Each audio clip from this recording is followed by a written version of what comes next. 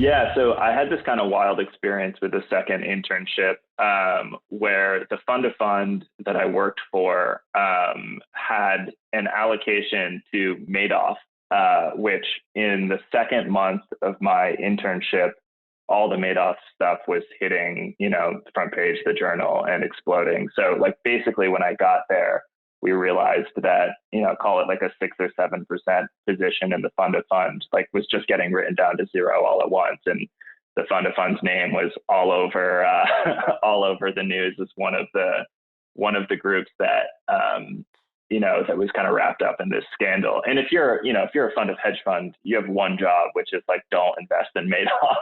And so over the course of the 6 months that I was there, AUM at this fund of fund probably went from 15 billion down to 7. And it was just a wild ride.